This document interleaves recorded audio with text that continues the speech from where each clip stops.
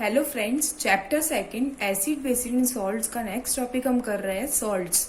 Salts जैसा कि हमको पता है कैसे बनता है, एसिड और बेस को हम जब रिएक्ट करवाते हैं तो सॉल्ट बनता है हमारे पास। अब इसमें मैंने तीन चीजें लिखी है कि अगर स्ट्रॉन्ग एसिड और स्ट्रॉन्ग बेस रिएक्ट करेगा तो जो हमारे पास सॉल्ट बनेगा उसका पीएच लेवल क्या होगा, 7 होगा। यानी कि एसिड भी स्ट्रांग है और बेस भी स्ट्रांग है, दोनों ही स्ट्रांग है, तो जो उसका पीएच लेवल फाइनल हमको मिलेगा वो 7 मिलेगा। यानी कि न्यूट्रल सॉल्ट हमको मिलेगा, वो ना एसिडिक नेचर का होगा सॉल्ट, ना बेसिक नेचर का होगा। नेक्स्ट है, जब स्ट्रॉन्ग एसिड और वीक बेस रिएक्ट करते हैं तो हमको जो सॉल्ट मिलेगा उसका पीएच जो होगा वो 7 से कम होगा, क्योंकि इसमें एसिड की पावर स्ट्रांग होगी। एसिड स्ट्रांग है और बेस वीक है, तो इसमें जो एसिड की पावर ज्यादा हो जाएगी, तो इसलिए एसिड की पावर ज्यादा है यानी कि इसकी पीएच वैल्यू जो होगी वो 7 से कम होगी।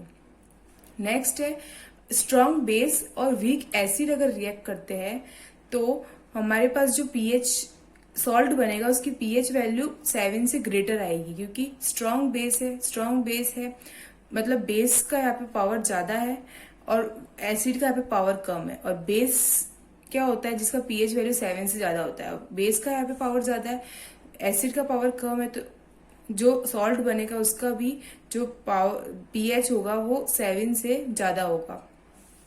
जैसे एक रिएक्शन है, हाइड्रोक्लोरिक एसिड जब सोडियम हाइड्रोक्साइड के साथ रिएक्ट करती है तो हमको क्या मिलता है, सोडियम क्लोराइड यानी कि कॉमन सॉल्ट। जैसे HCl plus NaOH, hydrochloric acid plus sodium hydroxide, उससे हमको क्या आउटपुट मिलेगा, सोडियम क्लोराइड और वाटर। तो अब ये जो सोडियम क्लोराइड हमको मिला है इसके हम यूज देख लेते कि सोडियम क्लोराइड हमको कहाँ मतलब किस किस कंपाउंड को क्रिएट करने के लिए काम आता है। जैसे फर्स्ट है कि creation of sodium hydroxide from common salt से सोडियम हाइड्रोक्साइड का क्रिएशन करना। जैसे इसमें हमको कौन सी रिएक्शन लेनी पड़ेगी, जैसे NaCl हमारे पास हो गया कॉमन सॉल्ट, जब वो अपन वाटर के साथ रिएक्ट करवाएंगे तो हमको क्या मिलेगा आउटपुट में, NaOH यानी कि सोडियम हाइड्रोक्साइड मिलेगा, साथ में क्लोरीन गैस और हाइड्रोजन गैस मिलेगी। अब जो ये मिक्सचर है, मतलब इस रिएक्शन से हमको जो है उसमें हमको क्या ऑब्टेन हो रहा है कि कॉमन सॉल्ट से हमको सोडियम हाइड्रोक्साइड मिल रहा है। और इस रिएक्शन में कुछ फेमस मतलब नाम है, जैसे अगर ये NaCl और H2O इनको कंबाइन करते तो उसको हम ब्राइन कहते हैं। यानी कि हम NaCl यानी सोडियम क्लोराइड का एक्वस सॉल्यूशन लेंगे, उसको हम ब्राइन कहते हैं। फिर इसमें जो प्रोडक्ट बन रहा है, एक प्रोडक्ट बन रहा है एल्कली। NaOH क्या है, बेस है, बेस को हम एल्कली भी बोल सकते हैं। तो एक प्रोडक्ट बन रहा है हमारे पास एल्कली, और Cl2 यानी कि क्लोरीन। तो हमारे पास एल्कली भी बन रहा है और क्लोरीन भी बन रहा है, इसलिए हम इस रिएक्शन को क्लोर एल्कली प्रोसेस भी कहते हैं। नेक्स्ट रिएक्शन है creation of bleaching powder from common salt. अब कॉमन सॉल्ट से ब्लीचिंग पाउडर कैसे बना है, तो हमने ऊपर वाली रिएक्शन में क्लोरीन ऑब्टेन किया था। इस रिएक्शन में NaCl और वाटर को जब रिएक्ट करवाया था तो हमने क्लोरीन ऑब्टेन किया था। तो अब हम क्लोरीन से के साथ अगर स्लेक लाइम यानी कि कैल्शियम हाइड्रोक्साइड को रिएक्ट करवाएंगे तो हमको ब्लीचिंग पाउडर मिलेगा। ब्लीचिंग पाउडर का फॉर्मूला होता है CaOCl2 प्लस और साथ में वाटर मिलेगा। तो स्लेक लाइम हमको लेना पड़ेगा, स्लेक लाइम के साथ हम क्लोरीन को रिएक्ट करवा देंगे। तो और मतलब हमको ये दोनों रिएक्शन इसमें देखनी पड़ेगी कि कॉमन सॉल्ट से हमको ब्लीचिंग पाउडर बनाना है तो कॉमन सॉल्ट से पहले हमको क्लोरीन बनाना पड़ेगा। कॉमन सॉल्ट से क्लोरीन बनाने के लिए ये वाली रिएक्शन है कि NaCl वाटर के साथ रिएक्ट करेगा तो NaOH क्लोरीन और हाइड्रोजन देगा। तो जो ये कॉमन सॉल्ट है, फिर क्लोरीन हमारे पास ऑब्टेन हो गया तो क्लोरीन को हम फिर से रिएक्ट करवाएंगे स्लेक लाइम के साथ CaOH2 के साथ, तो हमको ब्लीचिंग पाउडर मिलेगा CaOCl2 साथ में वाटर। अब जो ये ब्लीचिंग पाउडर ऑब्टेन हुआ है इसके बहुत सारे यूज है कि जैसे ब्लीचिंग के लिए काम आता है, ऑक्सीडाइजिंग एजेंट है ये, और वाटर को डिसइंफेक्ट करने के लिए, वाटर से इन्फेक्शन निकालने के लिए जो ब्लीचिंग पाउडर है काम में आता है। नेक्स्ट रिएक्शन है कि कॉमन सॉल्ट से बेकिंग सोडा हम कैसे बनाएंगे। तो कॉमन सॉल्ट है NaCl उसके साथ हम अगर वाटर, कार्बन डाइऑक्साइड, अमोनिया इन तीनों को रिएक्ट करवाएंगे तो हमारे पास सोडियम हाइड्रोजन कार्बोनेट बन जाएगा। सोडियम हाइड्रोजन कार्बोनेट को ही हम बेकिंग सोडा कहते हैं और साथ में अमोनियम क्लोराइड भी ऑब्टेन होगा NH4Cl। अब हम देख लेते हैं कि सोडियम हाइड्रोजन कार्बोनेट यानी कि जो बेकिंग सोडा है उसके हम यूजेस देख लेते हैं कि वो कहाँ यूज आते हैं। NaHCO3 इसका फॉर्मूला होता है। तो जो सोडियम हाइड्रोजन कार्बोनेट है वो क्या करता है कि एक्सिस एसिड को न्यूट्रलाइज करता है हमारे स्टोमक में और रिलीफ प्रोवाइड करता है, क्योंकि हमारे अगर स्टोमक में ज्यादा एसिडिटी हो जाती है तो हम क्या करते हैं, बेस का यूज करते हैं। तो ये सोडियम हाइड्रोजन कार्बोनेट जो है एक तरीके से बेस के जैसे काम करता है और जो एक्सिस एसिड है हमारे स्टोमक में उसको न्यूट्रलाइज करता है और रिलीफ प्रोवाइड करता है हमें।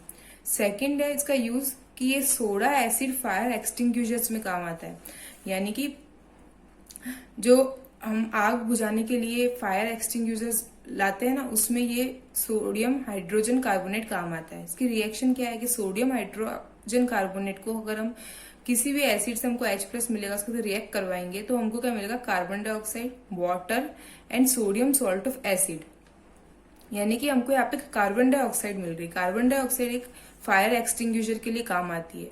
तो इनडायरेक्टली यही हो गया कि हम जो है सोडियम हाइड्रोजन कार्बोनेट को फायर एक्सटिंग्विशर्स में यूज कर रहे हैं। अब अगर पूछ लिया जाए कि सोडियम कार्बोनेट बनाने की रिएक्शन क्या है, तो हमको सोडियम हाइड्रोजन कार्बोनेट तो मिल गया था। तो सोडियम हाइड्रोजन कार्बोनेट कैसे मिला था हमको, जब हमने NaCl, H2O, NH3 and CO2 को रिएक्ट करवाया था तो हमको सोडियम हाइड्रोजन कार्बोनेट और NH4Cl यानी कि अमोनियम क्लोराइड मिल गया था। तो अगर हम इस sodium hydrogen carbonate baking soda को अगर हम हीट करवाते हैं तो हमारे पास जो आउटपुट आता है वो सोडियम कार्बोनेट आएगा, साथ में वाटर, साथ में कार्बन डाइऑक्साइड, यानी कि सोडियम कार्बोनेट हमको मिल जाएगा। इसके बाद नेक्स्ट रिएक्शन है कि हमको कॉमन सॉल्ट से वॉशिंग सोडा अगर ऑब्टेन करना है तो वो कैसे ऑब्टेन करेंगे। तो हमको Na2CO3 ऊपर इनडायरेक्टली हमको NaCl से ही मिला था, तो NaCl से हमको Na2CO3 मिल गया। साथ में अगर हम वाटर के साथ उसको रिएक्ट करवाएंगे तो हमको मिलेगा Na2CO3.10H2O। यही वॉशिंग सोडा है, इसको हम बेसिक सॉल्ट कहते हैं।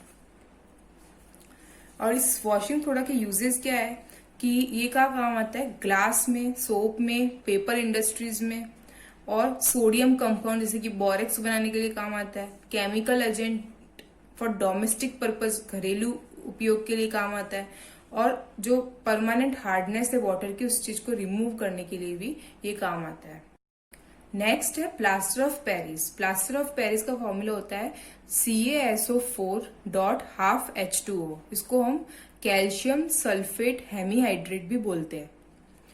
तो ये कैसे हमको मिलता है कि हम जब जिप्सम का फॉर्मूला होता है CaSO4.2H2O, उसको जब हम हीट करते हैं एट टेम्परेचर 373 केल्विन, इस टेम्परेचर पे जब हम जिप्सम को हीट करते हैं तो हमको मिलता है कैल्शियम सल्फेट हेमीहाइड्रेट, यानी कि प्लास्टर ऑफ पेरिस, और साथ में हाफ H2O वाटर का।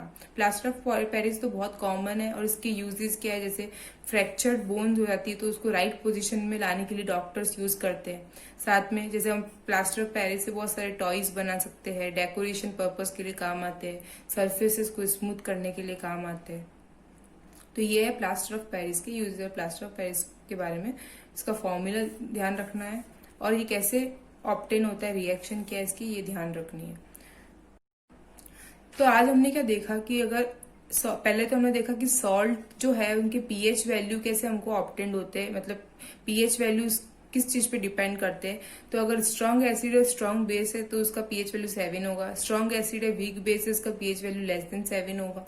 स्ट्रॉन्ग बेस है, वीक एसिड है तो उसका pH वैल्यू ग्रेटर देन 7 होगा। फिर हमने देखा कि जो सोडियम क्लोराइड है यानी कि कॉमन सॉल्ट, इसके क्या क्या यूजेस है, ये मतलब क्या क्रिएट करने के लिए काम आते हैं। तो पहला हमने देखा सोडियम हाइड्रोक्साइड क्रिएट करने के लिए, नेक्स्ट ब्लीचिंग पाउडर क्रिएट करने के लिए, नेक्स्ट बेकिंग सोडा क्रिएट करने के लिए, और नेक्स्ट वॉशिंग सोडा क्रिएट करने के लिए। और थोड़ा सा हमने प्लास्टर ऑफ पेरिस के बारे में पढ़ा। So please like, subscribe and share my video if you are getting any help from it. Thank you.